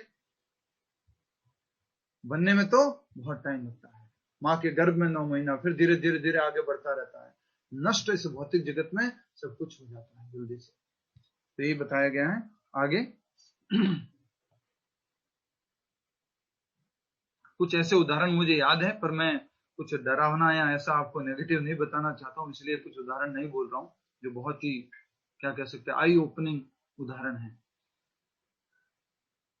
यह तत्क्षण भी नष्ट हो सकता है और 100 वर्ष बाद भी। यह केवल समय की बात है। इसे अनंत काल तक बनाए रखने इसको अनंत काल तक बनाए रखने की कोई संभावना नहीं है। किंतु आत्मा इतना सूक्ष्म है कि इसे शत्रु देख भी नहीं सकता। मारना तो दूर रहा। कोई डिसाइड करे आज तो मैं तेरी आत्मा को मार के रहूंगा, तुझे मार के रहूंगा, तो संभव है क्या? आत्मा को कोई मार सकता है? वो आगे वाले श्लोकों में आने भी वाला है, भगवान बोलेंगे इसके बारे में। शत्रु तो देख भी नहीं सकता, मारने को तो दूर रहा। जैसा कि पिछले श्लोक में कहा गया है, यह इतना सूक्ष्म है कि कोई इसके मापने की बात सोच भी नहीं सकता, इतना सूक्ष्म है। अतः दोनों ही दृष्टि से शोक का कोई कारण नहीं है, क्योंकि जीव जिस स्वरूप में है न तो उसे मारा जा सकता है, न ही शरीर को कुछ समय तक स्थायी रूप से बचाया जा सकता है। मृत्यु तो होनी ही है शरीर की, और आत्मा को कोई मार नहीं सकता। 2 पॉइंट है, मृत्यु किसकी होनी है? शरीर की, और आत्मा की कोई मृत्यु नहीं कर सकता। आत्मा की मृत्यु कभी नहीं हो सकती। ठीक है, नेक्स्ट। पूर्ण आत्मा के सूक्ष्म कण अपने कर्म अनुसार यह शरीर धारण करते हैं, अतः धार्मिक नियमों का पालन करना चाहिए। हमने ये शरीर क्यों धारण किया है, किस कारण से? इशारा करके बता सकते हैं? कौन सा इशारा करने में कौन एक्सपर्ट है? हमने ये शरीर क्यों धारण किया है, किस कारण से हमें ऐसा शरीर मिला है? इशारा करके बताना है। चलो, कुछ लोग ऐसे ऐसे कर रहे हैं, कुछ लोग और कोई कुछ कुछ कर रहे हैं, तो शायद कर्म करने से, हमारे कर्मों के कारण, हमने कुछ ऐसे कर्म किए हैं इस कारण से हमें ऐसा शरीर मिला है। किसी को ऐसा, किसी को ऐसा, किसी को ऐसा, किसी को वैसा, सबको अलग अलग शरीर मिला है। क्यों? उनके सबके अलग अलग कर्म थे, और कर्मों के आधार पर सबको शरीर मिला है।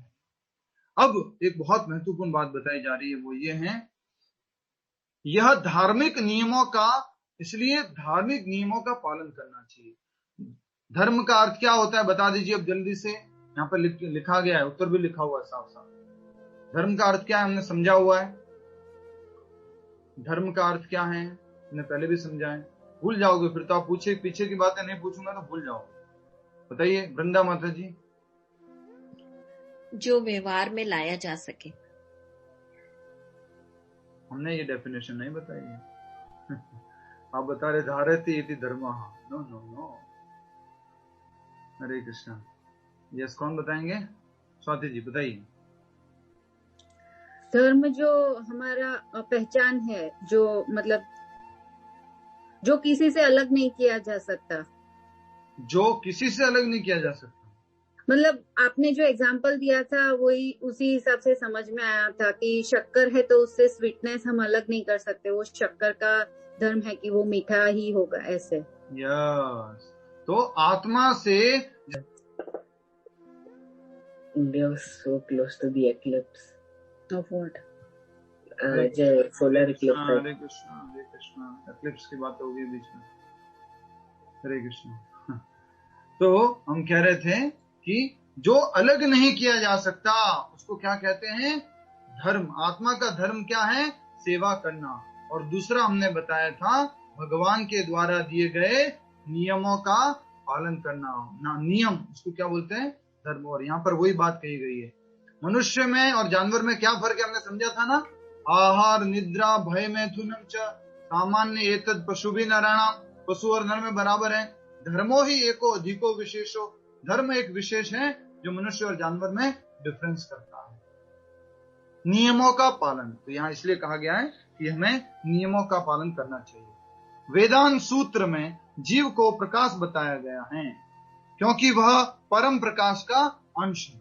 परम प्रकाश भगवान, और हम उसको वेदांत सूत्र में थोड़ा सा एक प्रकाश के जैसे, लाइट के जैसे बताया गया है। तो परम प्रकाश भगवान श्री कृष्ण, उनकी जो शक्ति है, भगवान परम प्रकाश नहीं है, भगवान निराकार नहीं है, भगवान का ब्रह्म रूप, भगवान की शरीर की कांति वो निराकार। जिस प्रकार सूर्य का प्रकाश सारे ब्रह्मांड का पोषण करता है, उसी प्रकार आत्मा के प्रकाश से इस भौतिक देह का पोषण होता है। इस शरीर में भी एक बल्ब है, वो क्या है? आत्मा। वो कहां तक सीमित है? उसका रोशनी इस शरीर तक सीमित है। नेक्स्ट, अब बहुत महत्वपूर्ण बात है।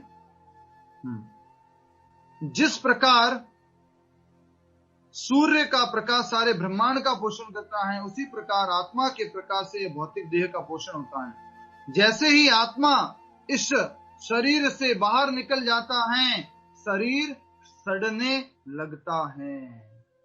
अतः आत्मा ही शरीर का पोषक है। शरीर अपने आप में महत्वहीन है, इसलिए अर्जुन को उपदेश दिया गया है कि वह युद्ध करें और भौतिक शारीरिक कार्यों से धर्म की बलि न होने दे। शारीरिक संबंधों की वजह से, शारीरिक कार्यों की वजह से अपने कर्तव्य की, अपने धर्म की वो बलि ना दे, ऐसा करके बताया जा रहा है। तो हम क्या हैं? आत्मा हैं, हम ये शरीर नहीं है। अगर शरीर में से आत्मा निकल जाएगी तो क्या होगा? इस शरीर में से खुशबू आएगी, राइट? चंदन की खुशबू आएगी ना। आहा, कितना सुंदर शरीर है इनका। सुंदरता भी रहेगी इसमें, फिर सुंदरता भी रहेगी, कुछ भी नहीं रहेगा। और आप आज की कथा को सूखा सूखा न कहें, इसलिए मैंने एक स्टोरी तैयार करके रखी है। नहीं तो आप कहो तो सुनाओ, नहीं तो कल सुनाऊंगा, क्योंकि ऑलरेडी 4:10 हो चुका है। कुछ लोग जो है चले जा चुके हैं, तो इसी से संबंधित स्टोरी है। यस और नो जल्दी से बता दीजिए। अगर 4:10 हो चुका है, अगर आप चाहते स्टोरी तो बताओ, नहीं तो आगे बढ़े। यस और नो। ज्यादातर लोगों का क्या आ रहा है?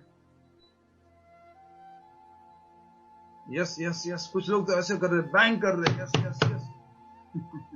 स्टोरी बिना तो बोले कुछ समझ में नहीं आता हमें। तो सुनिए, एक स्टोरी है, वो इस प्रकार से है कि एक बार एक भारत देश का बहुत बड़ा IAS ऑफिसर,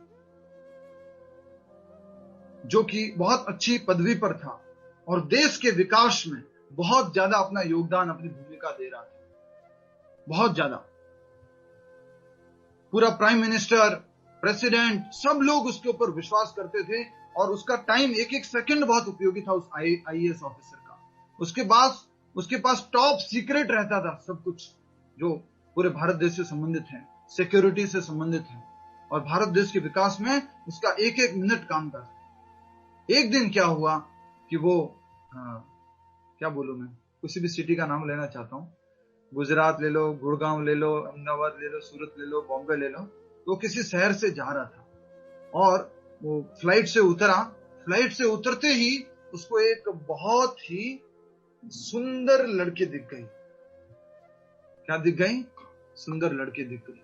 अब उसका जो है मन जो है उसके ऊपर आ गया और वो सोचता है मेरी शादी भी नहीं हुई है, मैं इससे शादी कर लूं, मैं इससे मिल लूं, मैं इससे बातें कर लूं, इसका नंबर ले लो एक बार, तो फिर आगे कुछ बात बने। वो कौन था? नंबर 1 IAS ऑफिसर भारत का। उसका पूरा एकदम टाइम और ध्यान, पूरा फोकस चाहिए होता था। अब उसने उस लड़की से बात कर ली, एक्सक्यूज मी ऐसा करके शुरू किया। आप सब लोग जानते हो वो कैसे शुरू किया होगा। उसने बात किया और उसके बाद में उसने उसका नंबर ले लिया। बोले मैं आपसे मिलना चाहता हूँ, आपके साथ टाइम स्पेंड करना चाहता हूँ, आपकी सुंदरता से मैं बहुत मोहित हूँ। ऐसे हिंदी में तो कोई नहीं बोलता है, तो इंग्लिश में बोलते हैं आजकल। तो मैं आपकी सुंदरता से बहुत मोहित हूँ, ऐसा करके उन्होंने बोला।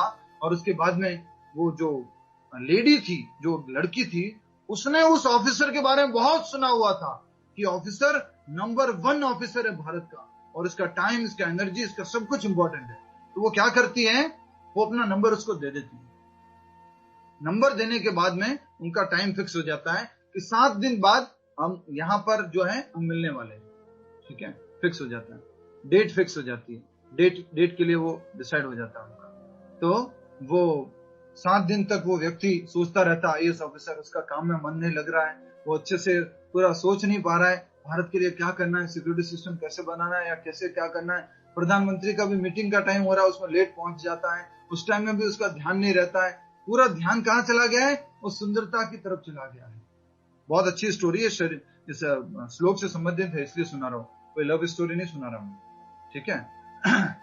तो उसका मन जो है पूरा उसके ऊपर आ जाता है, और उसकी वजह से वो पूरा आकर्षित हो जाता है और अपने काम में ध्यान नहीं दे रहा है। एक एक दिन इंतजार करता रहता है कि कौन सा मैं शर्ट पहन के जाऊंगा, कौन सी टी शर्ट पहन के जाऊंगा, कौन सा डिओड्रेंट लगाऊंगा, हेयर स्टाइल क्या होना चाहिए, पूरा उसके ऊपर ध्यान है। क्या गिफ्ट लेके जाऊं मैं, क्या बुके लेके जाऊं मैं, सब कुछ उसके मन में ऐसा विचार चलता रहता है। और पूरा चिंतन में ऐसे समय निकलते निकलते 7 दिन पूरे हो जाते हैं। उसके बाद में जो है वो समय आता है जिस दिन मिलने का समय फिक्स किया था, उस समय पर वो लोग पहुंच जाते वहां पर वो व्यक्ति, और उसके बाद में वहां पर जहां बोला था वहां पर वो जाता है, और जाने के बाद वहां पर देखता है कि बाहर एक बहुत ही, उस घर के बाहर ही बहुत ही भद्दी लड़की बैठी हुई थी। बुरा मत मानिएगा, बहुत सारे क्लास में लेडीज लोग ज्यादा है, तो बहुत ही भद्दी लड़की, कुरूप लड़की, वहां पर उस जो एड्रेस दिया गया था वहां पर एक बहुत भद्दी लड़की बैठी। तो उसने उस लड़की से पूछा कि आप इस घर की नौकरानी है क्या, काम वाली बाई है क्या, उसने उससे पूछा। उस लड़की ने क्या बोला, आपको किससे मिलना है? बोले मैं एक एयरपोर्ट पे एक लेडी से मिला था, उसका नाम ये है, पूरा बहुत सुंदर दिखती है, मैं उसकी सुंदरता से बहुत मोहित हूँ और मैं बोले उससे मिलने के लिए आया हूँ। वो यहीं पे रहती है ना? तो वो लड़की क्या बोलती है जो बाहर बैठी हुई थी, वो लड़की जो आपको एयरपोर्ट पे मिली थी वो मैं ही हूं। क्या बोला? वो मैं ही हूं। तुम हो वो? तुम तो इतनी सुंदर थी, वो तो इतनी सुंदर थी, तुम तो इतने कुरूप हो, गंदी दिख रही हो, ये कैसे हो सकता है? नहीं नहीं, वो लड़की मैं ही हूं। तुम हो वो? कैसे यकीन करूं मैं? मेरा हार्ट ब्रेक हो गया है, मैं सारा प्लान करके आया था, कुछ कुछ सोच करके आया था, मैं गिफ्ट्स लेके आया था, मैं ये करके आया, वो सब कैसे कर पाऊंगा मैं? तो वो बोलता है, क्या हुआ तुम्हारी सुंदरता को? तुम्हारी सुंदरता कहां चली गई?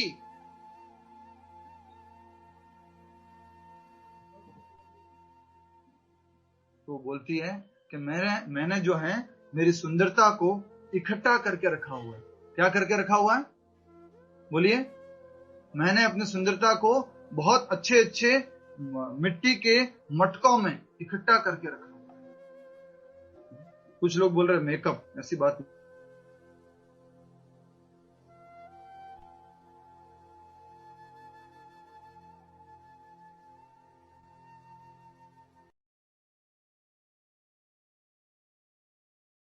तो उसने क्या बोला, मैंने सुंदरता को कहां इकट्ठा करके रखा हुआ है? इशारा कीजिए, सभी लोग इशारा करेंगे, ऐसा नहीं होगा।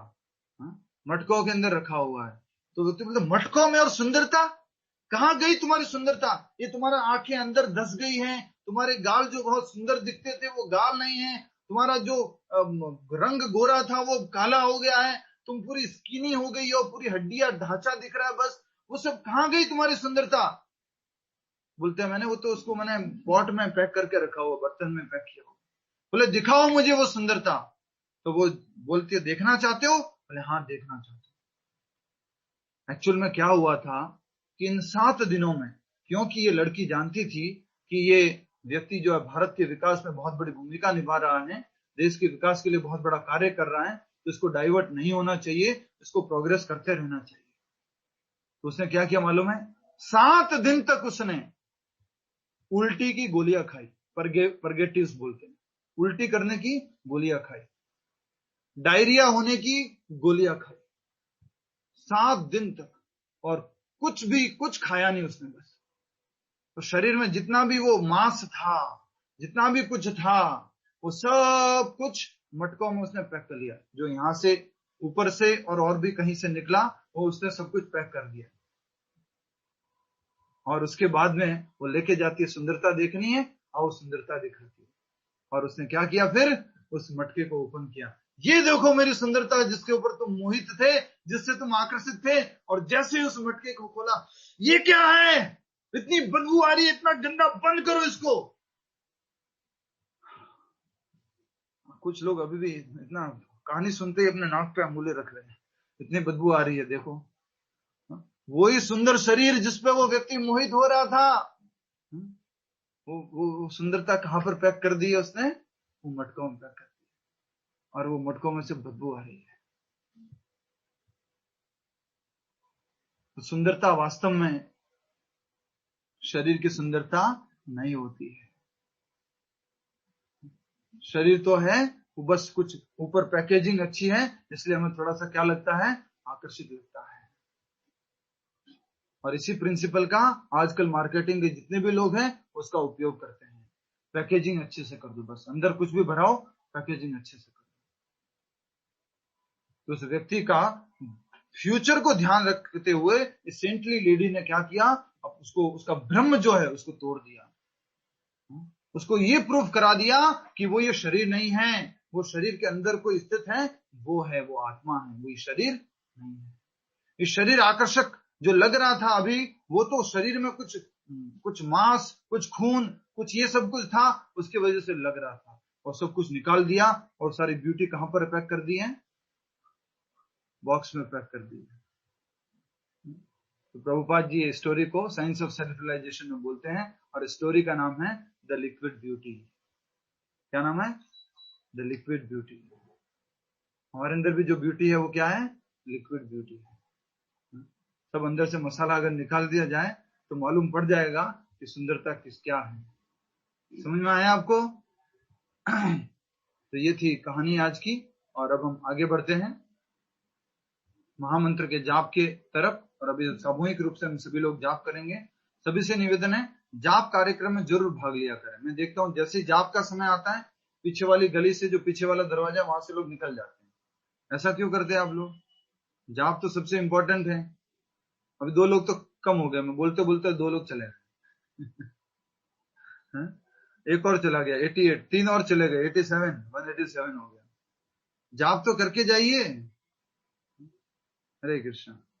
और एक छोटी सी बात बताना चाहूंगा, वो ये थी कि इस शरीर का मूल्य कितना है। ठीक है, इस शरीर का मूल्य कितना है वो भी सुन लीजिए जल्दी से। साइंटिफिकली प्रूव हुआ है, इस शरीर में 5 जो आते हैं ना विम बार, जो नमक नींबू होता है जिसमें 5, वो विम बार बनाने जितना नींबू है इसके अंदर, शरीर के अंदर, लेमन केमिकल में। आयरन इतना है जिससे कि 6 नाखूनों को बना सकते हैं। आयरन इतना है, 6 नाखूनों को बना सकते हैं। फास्फोरस इतना है कि 20 जो है मैच बॉक्स, माचिस बॉक्स बना सकते हैं। फास्फोरस जलने का तत्व इतना है। शुगर इतनी है कि 10 कप कॉफी बना सकते हैं, शरीर के अंदर इतनी शुगर है। ठीक है, और सल्फर, कैल्शियम एंड दूसरे अलग अलग एलिमेंट बहुत थोड़े थोड़े हैं। टोटल इन सबका अगर पैसा का हिसाब लगाया जाए कि 5 जो साबुन की टिकिया है उसका कितना रुपए हो गया, 6 नेल्स बन गए उसके कितने रुपए हो गए, और 20 मैच बॉक्स बन गए उसके कितने रुपए हो गए, और 10 कप्स बन गए उसके कॉफी के तो उसके कितने रुपए हो गए। टोटल बनाकर जो रुपए आते हैं केमिकल के 257 रुपए। कितने हैं? 257 रुपए का केमिकल है इससे। तो सोचिए, क्या हम 257 रुपए के हैं? हमारा कोई मूल्य भी नहीं लगा सकता। हम क्या हैं? आत्मा है। ठीक है, हरे कृष्ण। आगे बढ़िए। समय हो गया है। आप थोड़ा बता दीजिएगा कि थोड़ा समय एक्सटेंड करने से आपको कहीं जाना होता है, ऑफिस का कुछ काम होता है, तो पूरा ध्यान रखेंगे। फिर हम इस तरह से थोड़ा कहानी को कभी पोस्टपोन कर दिया करें। शुरू करें।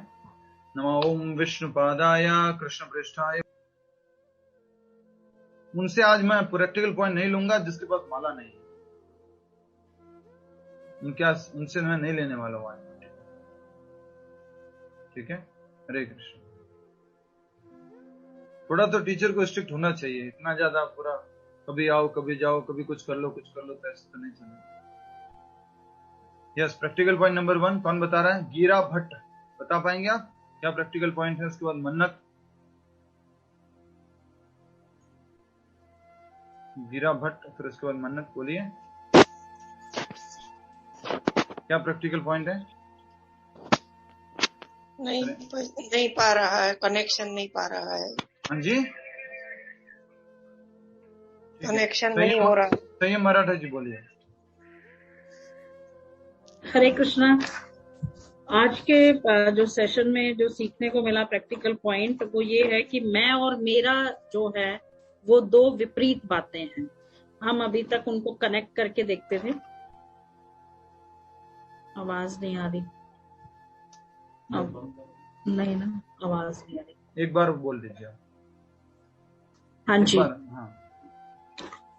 मैं और मेरा जो है वो दो अलग अलग बातें हैं। हम उनको एक साथ जोड़ के देखते हैं कि मैं हूँ तो मुझसे जुड़ी हुई सभी चीजें मेरी हैं, जबकि ये दोनों ही विपरीत बातें हैं। तो बहुत अच्छा प्रैक्टिकल पॉइंट क्या हुआ? मैं को मैं के जैसे ट्रीट करना है और मेरा को मेरा जैसे ट्रीट करना है। मेरे जैसे। हरे कृष्ण। सुरेंद्र जी, हम आपसे नहीं पूछेंगे, शायद आपके पास जपमाला नहीं है, आप जपमाला से जप नहीं कर रहे थे, ऐसा है क्या?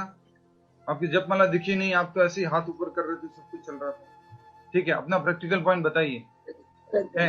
है शरीर को सुंदर बनाने की अपेक्षा आत्मा को सुंदर बनाओ। जैसे ही शब्द ने पसंद हो, आत्मा में भगवान का वास करो। आत्मा में भगवान का वास। लेडी ने आत्मा को स्वच्छ बनाओ, आत्मा को सुंदर बनाओ, भगवान का स्मरण करो। ठीक है, ठीक है, आपका प्रैक्टिकल पॉइंट हो गया कि आत्मा को जो है सुंदर बनाने से अर्थ है उसकी सुंदरता को वापस प्रकट करो, क्योंकि आत्मा तो सुंदर ही है, सच्चिदानंद है, और भी उसके ऊपर क्या हो गया है? गंदगी जम गई है। प्राण अपान वायु समान, ये सब सारी वायु है। काम क्रोध लोभ मोह मद मत्सर आए, तो ये सब जो है चीजें गिर गई है, उस कारण से हमें आत्मा को वापस से पुनर्स्थापित करना। ठीक है, नेक्स्ट प्रैक्टिकल पॉइंट कौन बताएंगे? जल्दी जल्दी बताइए प्लीज। सोनम जी। हरे कृष्ण प्रभु जी। हरे कृष्ण। शरीर तो एक ना एक दिन खत्म होना है, इसलिए हमको इस शरीर का उपयोग भक्ति करने के लिए करना चाहिए। क्या बात कर दी है, हरि बोल, वाह। तो शरीर तो एक दिन समाप्त हो जाएगा, समाप्त होने से पहले इसको किस में लगा लो? भगवान की सेवा में लगा लो। बहुत सुंदर। मराठा जी, आपका माइक ऑन है, सही मराठा जी, धन्यवाद। ठीक है, तो शरीर जो है एक न एक दिन समाप्त होना है, उससे पहले हम इसको किस में लगा लें? भगवान की सेवा में लगा लें। बहुत सुंदर। अगला प्रैक्टिकल पॉइंट कौन बता रहा है? किसी के पास नहीं है प्रैक्टिकल पॉइंट? अब हो गया पूरा, इतना बढ़िया, तो अच्छे से बहुत सारी चीजों को समझा हमने। आज प्रैक्टिकल पॉइंट बहुत कम है ऐसा लग रहा है। यस, नीना जी, पहले नीना टीकू कॉल, बताइए। हमारे बॉडी में जो कॉन्शियसनेस है उसी से हमें पता चलता है हमारी बॉडी में सोल है। प्रैक्टिकल पॉइंट क्या हुआ? प्रूफ ऑफ आत्मा। प्रैक्टिकल पॉइंट ये तो नॉलेज हुआ। हाँ। प्रैक्टिकल पॉइंट क्या हुआ? प्रैक्टिकल पॉइंट ये हुआ, हमें मेटेरियली कॉन्शियस ना होकर के कृष्णा कॉन्शियस होना है। इसलिए प्रभुपाद जी ने संस्था का नाम क्या रखा? International society for Krishna consciousness. ठीक है, हरे कृष्ण। माला है आपके पास, बहुत अच्छा। नेक्स्ट, दोनों ही चीजें हैं। हाँ, नेक्स्ट कौन बताएंगे? यस, शीतल जी। हरे कृष्ण प्रभु जी। हरे कृष्ण। आत्मा अति सूक्ष्म है और उसकी चेतना हमारे पूरे शरीर में है। तो हमें हमारा जो भी ध्यान है, जीवन है, आध्यात्मिक रूप से उसमें परिवर्तन करना चाहिए। आध्यात्मिक जीवन जीना चाहिए। आध्यात्मिक जीवन, चेतना को कृष्णा कॉन्शियस, कृष्ण भावनामृत चेतना करना चाहिए। आनंद सिंह जी। हरे कृष्ण प्रभु जी। हरे कृष्ण। क्योंकि हमारे कर्मों के कारण ही हमें शरीर मिलता है, इसलिए हमें धार्मिक नियमों का पालन करना चाहिए। वाह, क्या बात है, हरि बोल। तो हमें जो शरीर मिलता है वो कर्म के ऊपर आधारित है, कर्मों से ही मिलता है, इसलिए हमें धार्मिक कार्य, आध्यात्मिक कार्य करने चाहिए। बहुत अच्छा। नेक्स्ट कौन बताएंगे? अनुराधा सोनी जी। उसके बाद में जो वीडियो ऑन किए हुए भक्त लोग, उनसे निवेदन करूंगा, अपना हैंड रेज कीजिए। अनुराधा सोनी जी बताइए। हरे कृष्णा प्रभु जी। हरे कृष्णा।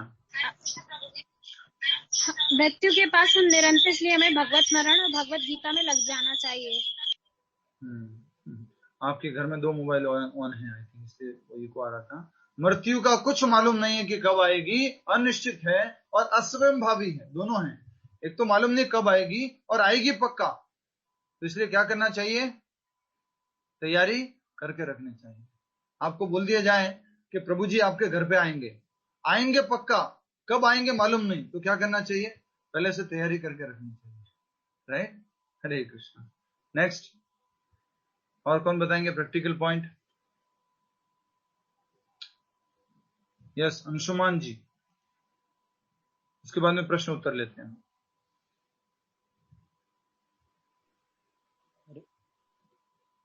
बताइए अंशुमान जी। फिर म्यूट कर दिया क्या आपने? कहाँ चले गए आप? म्यूट कर दिया, ठीक है, बोलिए, वापस अनम्यूट कीजिए।